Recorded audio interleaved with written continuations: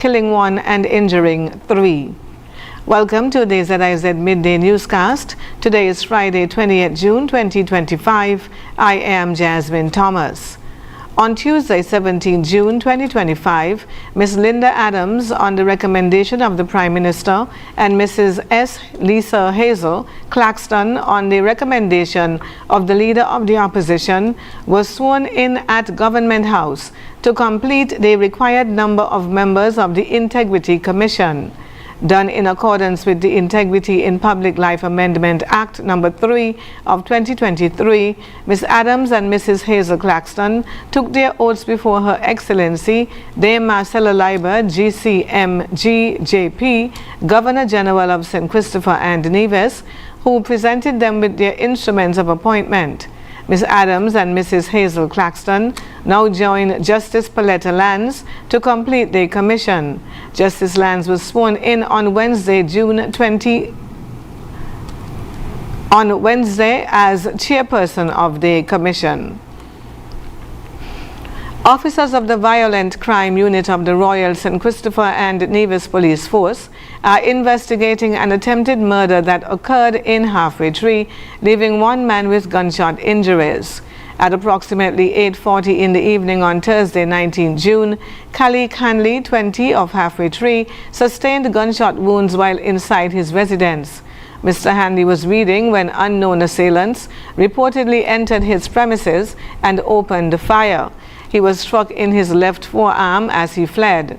Mr. Hanley was initially transported by private vehicle to Parkson Medical Center and later transferred by ambulance to the Joseph and France Hospital. He is currently warded at the hospital in stable condition. The crime scene in Halfway Tree was processed and several items of evidential value were collected. Investigations into this incident are ongoing. P-Politics AI, the compliance-first analytics platform for regulated industries, on Thursday announced a landmark collaboration with the Ministry of Tourism of St. Christopher and Nevis to power the 2025 St. Kitts Music Festival with real-time economic impact intelligence. The innovated system will revolutionize how St. Kitts analyzes and leverages tourism data, beginning with the internationally acclaimed St. Kitts Music Festival. The AI-driven platform will create a single centralized source of truth that securely ingests data from multiple government agencies and partners, including ticketing and attendance data, visitor surveys, tax revenue and payroll, information, immigration and arrival statistics, social media, and spending patterns.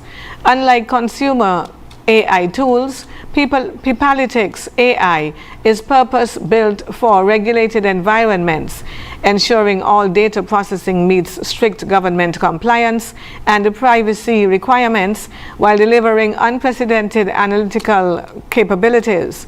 The platform will debut during the 2025 St. Kitts Music Festival cycle, providing ministry officials with operational dashboards showing attendance, crowd flow, and visitor satisfaction. Automated economic impact calculations, including direct and indirect and induced economic effects, predictive scenario modeling to optimize future festival investments and marketing strategies, alerts and insights to improve visitor experience and event operations. The system will cut data processing time from weeks to under 48 hours, enabling evidence-based decisions in a timely fashion. In regional news, Haiti is facing a humanitarian crisis for its children on a scale comparable to some of the world's most violent conflict zones, including Gaza, a new United Nations report has revealed. The UN's annual report on children in armed conflict shows that Haiti recorded 2,269 verified grave violations against 1,373 children in 2024 alone, placing it among the deadliest and most dangerous places for children globally, alongside Gaza, the West Bank, Congo, Somalia, and Nigeria. The report details horrific abuses, including killings, sexual violence, recruitment by armed gangs, abductions, and denial of humanitarian aid. These violations have reached unprecedented levels as Haiti's powerful gangs control an estimated 85% of the capital and the surrounding areas, contributing to widespread insecurity and suffering. On the international scene, falling rocks struck people on a hiking trail in Banff National Park in the Canadian Rockies, killing one and injuring 3 others on Thursday. Rescuers had rushed to the park in the afternoon after receiving reports that a group of hikers had been struck by the rock slide. The Royal Canadian Mounted Police and Parks Canada later confirmed 1 died and 3 were injured near Bow Glacier Falls. The site is north of Lake Louise on the Icefields Parkway, about 200 kilometers, 124 miles northwest of Calgary. It is also about 30 kilometers, 85 miles from the site of the Group of 7 summit held in Alberta this week. STAR's Air Ambulance spokeswoman Kate Langill earlier said 2 of its units were deployed around 2 o'clock. Parks Canada has asked visitors to avoid the area. The Bow Glacier Falls hiking trail is a 9-kilometer or 6-mile route running along the edges of Bow Lake. It's considered a moderate challenge for hikers, and day trippers include families. Now for the weather. Present weather is cloudy with slight dust haze.